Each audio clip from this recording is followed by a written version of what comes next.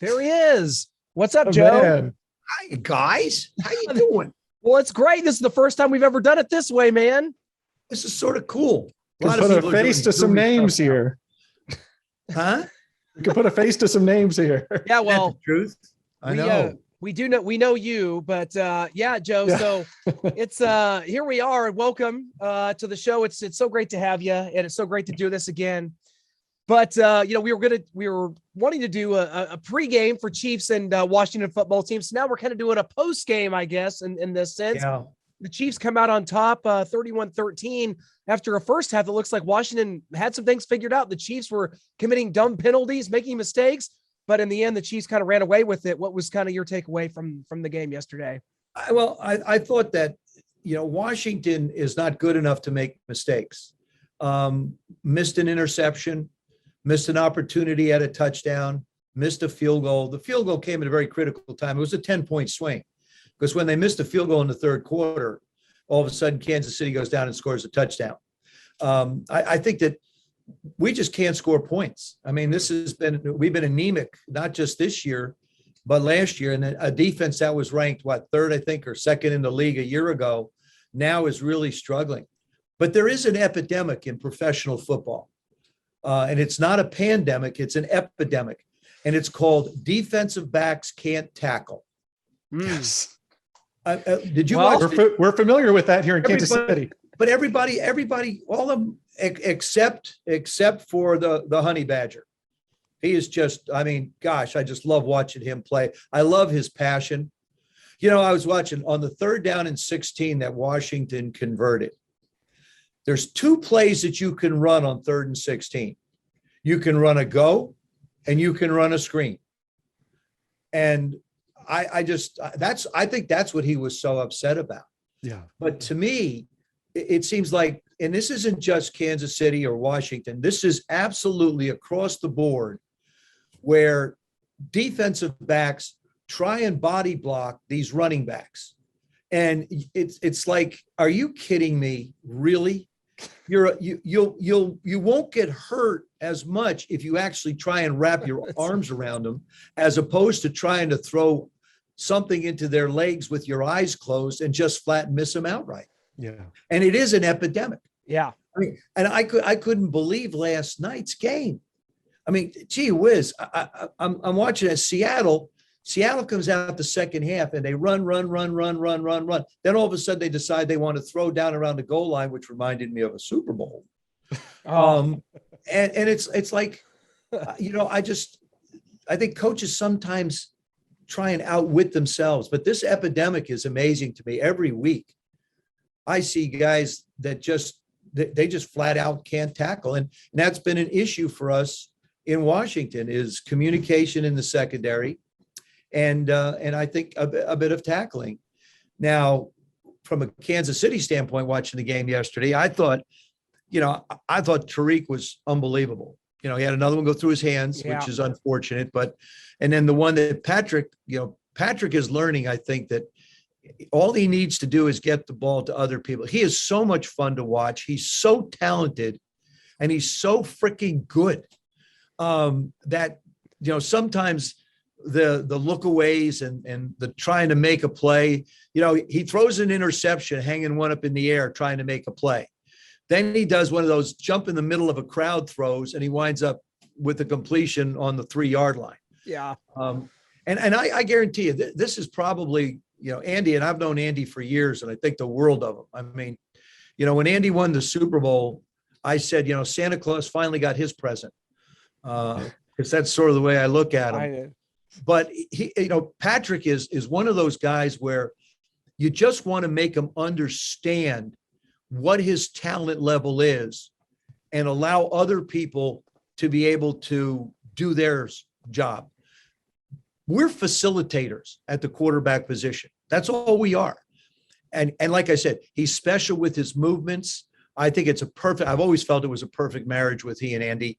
And he just, if he doesn't hurt himself or do something a little crazy, this is a very difficult offense to stop, to be honest with you. Yeah. There are weapons everywhere. You can take the top off of defense. You can run the ball effectively. Patrick moves extremely well. He has a great pocket presence. Like I say, he's fun to watch, and he's just really terrific. I mean, he's what, I look at it this way. There's guys in the league that are making a lot of money. I don't know if they're worth it. He's worth every penny. Josh Allen's worth every penny. Dak's worth every penny. Kyler Murray's coming up. Baker's going to be one that they're going to try and squeeze into this category, but I just don't know if he can make the kind of plays that Patrick can make. Herbert's probably one. Yeah. Herbert. And Justin Herbert's another one, but he's still on a rookie contract for a little while. Yeah. There's nothing he can do except stay healthy. Well, Joe, I wanted to ask you. I thought Kansas City came back out the second half, and they didn't make mistakes. And it's a funny thing about professional football and playing the quarterback position. And I used to have a sign on my locker that sat there, and I'd look at it before every game, and it was real simple. You never have to be the reason a team wins. You just can't be the reason it loses. And that's mental and physical. And like you see it more and more. It's like Teddy Bridgewater a week ago. Teddy throws an interception in the Pittsburgh game. I mean, the guy's covered. Taylor did the same thing against New Orleans. The guys are covered. Yeah. I hear this stuff about a 50-50 ball nowadays. You know what 50-50 is? 50% they're going to catch it. 50% the defense is going to catch it. I don't like those odds. No. Not my kind of odds. Well, Joe, I would ask you a little bit more about Patrick Mahomes. It's been kind of a rough start for us here in Kansas City at 3-3. I know the Lions would kill for that record, but here in Kansas City, we're not used to that. Mahomes had 6 interceptions all last season, already has 8 this year through 6 weeks, looks rattled, uncomfortable in the pocket. We're seeing opponents playing this cover 2 shell that's making them have these methodical drives, doesn't seem to trust his defense. Just, it feels like the weight of this team is on his shoulders. He's pressing. What would you say to Patrick if you had the chance to talk to him, kind of calm him down, get him back to peak Patrick Mahomes form? Play like you played the second half of the Washington game. That's Patrick Mahomes. That's drop back, get the ball out of your hand, throw it with authority. Get the ball to Kelsey. Let him be your igniter. Let him be the one that keeps things moving for you. And then you make plays good. And then you get out of bounds. You take care of yourself just like he's done. It was like 2 separate halves of football watching Patrick play on Sunday. He didn't look comfortable. He looked a bit tentative. And that's a good pass rush. I know the defense is ranked last in the league, but those 4 guys up there can bring it up front, and they did. And Patrick did a really nice job of navigating around them on occasion and making plays. But that second half of the Washington game was vintage Patrick Mahomes. That's the guy that everybody expects to see in Kansas City. That's all of us that are a fan of the game expects to see. But I saw a much more decisive individual. And I think, that's all you can do. If one unit is struggling, if the defense is struggling, the offense, and normally the quarterback tries to make up for it. If the offense is struggling, the defense tries to make up for it, and they take maybe 1 or 2 more chances that allows a team to be able to score and get a cheap score on it because you took a chance. You didn't fill your lane properly. You didn't take the right drop. If you're in cover 2, you didn't get to your quadrant of the field. You cheated a little bit because you thought they were going to run the in route and they run a double move. And all of a sudden you're standing there, with your hands in the air and tapping your chest going, my bad. That's something I get a kick out of though, right? Guy runs right by somebody. Okay. And the guy goes, my bad. Well, who else are we going to blame? It's like, okay, all right. Yeah, it's your bad. I know it's your bad. Okay. That's fine. I understand.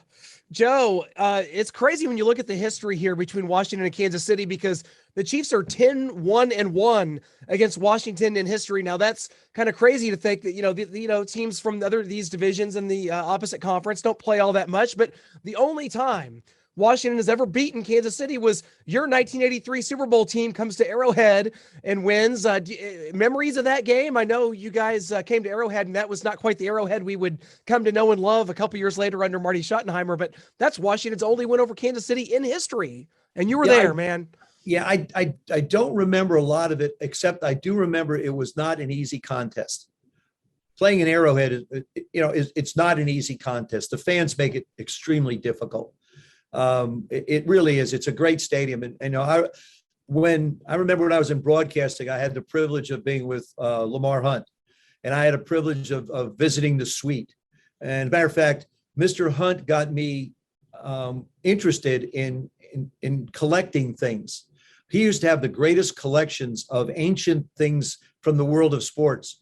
The Sock'em, the Sock'em game. Rock'em Sock'em, yeah. Yeah, he had like one of the original ones there in the suite. And the Kansas City's always had a very, very dear place in my heart. First of all, the American Century Financial Institute is located there. And of course, they give 40% of their net profits to the Stower Institute in Kansas City for research. And, Jonathan Thomas, who is chair, and we're dear, dear friends. And, I have so many different friends in the city, and just being around, Mr. Hunt and being able to learn. And when we were doing a game in Japan for his birthday, I was the only one that wasn't a Kansas City Chief member of that family, was invited to the birthday party. So I feel very special when I talk about Kansas City and the Hunt family and everything that they have done for sports. And the amazing thing is you look at all the state-of-the-art stadiums that exist today, yet Arrowhead still continues to be, you don't hear a lot of people talking about, well, we got to tear it down and do something new with it or all that. Right. It's still such foresight. But that game, I know, was not an easy football game. I can't remember it specifically. Of course, I can't find my keys today, so that's another thing too. But no, it was different. I mean, that sea of red really gets to you. I mean, and I say this to all the fans there: don't ever change your jerseys. You almost feel like you're walking into a pit of fire. I mean, it gets pretty hostile. And believe me, from a quarterback's perspective, other than in Detroit, in the Silver Dome, where the sound, actually the Silver Dome was built underground sort of, and sound just came around and just swallowed you up. Kansas City was the other loudest place I ever played in, open stadium. Yeah, for sure. We're proud of that here in Kansas City. But Joe, I wanted to ask you, you guys won the Super Bowl versus Miami in 1982, then got beat in the 83 Super Bowl by the Raiders pretty handily. The Chiefs just had that same path, winning one, shellacked in the next. Do you feel the hunger, the motivation, the focus, because of such a disappointment, was dampened going into that 84 season for you guys? And do you feel that could be part of what's happening with the Chiefs and what they're experiencing now? I don't think so. I mean, you always have, key people are important. Like Chris didn't play, right? They're key members of your unit. It's a team game. Don't get me wrong. Everybody knows that. You need, there's 22 starters, basically, actually 25 counting the kickers and the snapper and the We'll give them that. So 22. Let me tell you something. You go back 2 weeks ago when there were 12 extra points missed. Yeah. Oh man. Do you know last year, just a little statistic, last year, 27% of the games in the National Football League were decided by 3 points or less in 2020. That tells you how important, and Justin Tucker kicks a record and all that kind of stuff. But I think, first of all, it's not having the people on the field available at certain times. You have 2 weeks to get ready. That lull is a little bit difficult to manage at times if you're not used to it. I think I just think some of the things that Patrick has done in the early part of the season, and it isn't just what he's done, but it's where these things have occurred that have taken points off the board, which takes pressure off the defense, and so it carries over through a game. So it's just it isn't the fact that you won one, you lost one. Now it's a long year anyway. I mean, but then you have the offseason to get ready. These are all young guys. I mean, they're not 60, 70-year-old guys. When Tom Brady's playing at 60, then he can complain a little bit. Okay. By the way, he's not of this earth. No, he's not. I know. There aliens exist in this world, and we get to see one every Sunday. It's unbelievable. I know. Well, that explains a lot. If that's what's actually happening. Now you know the answer. Joe, you've got it right behind you. We got to ask you about the book because we talked to you when it came out. It's been over a year ago, about a year and a half ago that it came out. It's How to Be a Champion Every Day, 6 Timeless Keys to Success. I know that. You mean this one? That's the one right there. There we go. You're someone that goes around, you meet people, you're traveling all over the country, and you didn't get to do a lot of the kind of promotion you want to do. In fact, a lot of it was probably done just like this, meeting people on Zoom. Sure. Have you had a chance to do any like in-person book signings and really get this thing out there? Because I think this book was tremendous, and it's a quick read, because then that's important for me. So it was a quick read, very good. And what's the reception been like? And have you had a chance to kind of make the rounds on this thing yet? Thank you. No, it's really been great. As a matter of fact, I'm doing a signing at the University of Notre Dame coming up this weekend for the USC game. Wow. I'll be out in the bookstore. Amazing. I did one for Purdue a few weeks back. And some of the speeches that I've done, which now people are starting to get together. I'll do some autograph signing, and they request the book, so we'll send them to them, and I'll sign them. I put my Super Bowl champion underneath it. Not too many people get to write that down. That's right. There of the 55 Super Bowls that have been played, I think there's only 39 of us that have quarterbacked a world championship, because some guys have a lot, like Tom and Troy and Terry and Joe. They make up about 40% of the Super Bowls that have been won. The interesting thing is I go back and I look at the Super Bowl that Kansas City lost. Offensively, you were without both your all-pro tackles, and and your quarterbacks at 80%. You can't go into that game having anybody at a lower percentage than 100, maybe 95.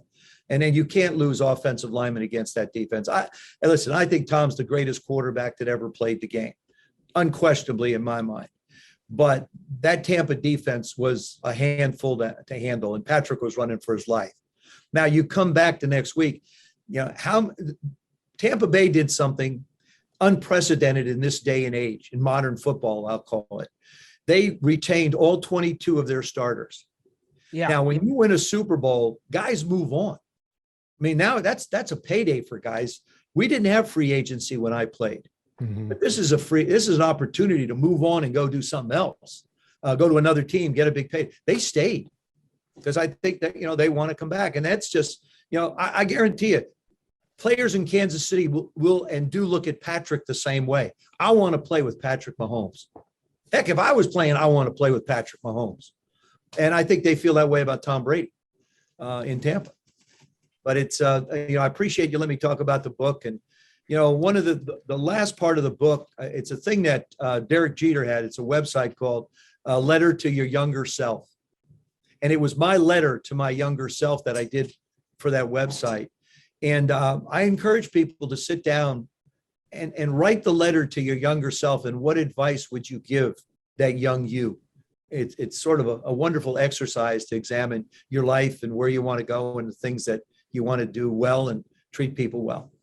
And the other thing is the dedication in the book is dedicated to our men and women who have served this country, the first responders, the people that have worked in hospitals, our military. And we lost a tremendous American yesterday in Colin Powell. General Powell passed.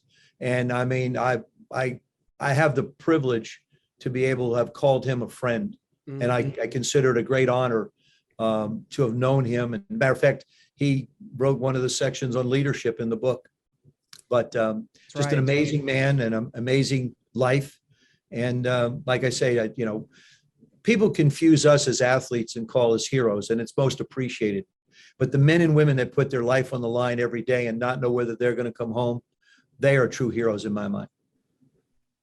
Very well said, Joe. I mean, we echo those sentiments that you just had right there. But I want to get back, if we can, to the Washington football team, your former team here. How do we get Washington to where they need to be, to winning the NFC East, to getting to the playoffs, to getting back to a Super Bowl where you had them multiple times? Is it a New York Knicks situation where until James Dolan's gone, the Knicks aren't going to be good? Until Dan Snyder's gone, Washington won't be good. Is it that situation? No, Dan hasn't taken a snap, I'm sure, in years. Nor is he lined up on a wide receiver. I really think it's you just have to get guys to make plays. I remember we were 0-5 in 1981 when Coach Gibbs took over. And we played the Bears in Chicago. Dave Butts recovered a fumble. Neil Olkowitz, they've recovered a fumble like on the 2. Neil Olkowitz returned an interception for a touchdown. And we barely beat the Chicago Bears. but we had guys make plays. And then all of a sudden it was like, hey, we can win. We can get it done. You know, Washington's got a tremendous task again. They go to Green Bay this week. Then they go to Denver. Then they get Tampa. That's their next 3 games. So, you know, I think, you know, everybody, yeah, you put your pants on the same, you put your pads on the same. There's different levels of players. I think Taylor has to play better. You know, Taylor's going to have to hit passes that he missed. He's going to have to make plays. Guys drop balls in this game for Washington. You can't drop them. You know, Diami had a shot at a touchdown down the sideline, didn't get it. I think Kendall had a shot at an interception, didn't get it. Those are very critical aspects of the game that you can't let them get away. I say this, and you know what would be fun exercise for everybody listening and you guys is the next game.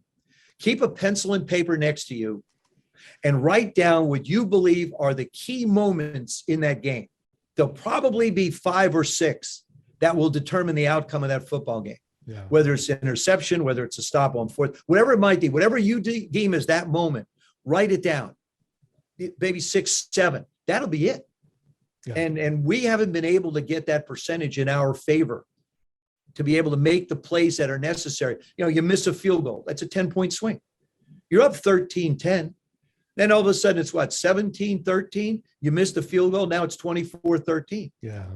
So you guys have to deliver in moments when the moment is there. That's what takes you to the next level. I mean, that's what you see Patrick do. They make plays. And you know, that's why Tyrone was, I think, so upset. You know, 3rd and 16. Okay. You know, it's like, whoa, can't let that happen. I mean, I was sitting there in the box watching him. I had my binoculars on him. I didn't care about anything else. I love to see the passion. Like I said, man, the Honey Badger is something else. Yeah, definitely. And that was a Ricky Seals-Jones, former Chief, makes that play the only touchdown for Washington. Joe, it's been such a pleasure. I'm so glad we get to do it this way. And we got the holidays coming up. So I've got to ask, because once we get into fall, we start thinking about Christmas. We start thinking about Hallmark movies. We've seen movies like Love on the Sidelines. You look great. Do we have another Joe Theismann Hallmark film coming up this year? Please tell me there is. The 2 are out, Snow Coming and Love on the Sideline. I was actually reading a script for a 3rd, and this thing called The Pandemic jumped up.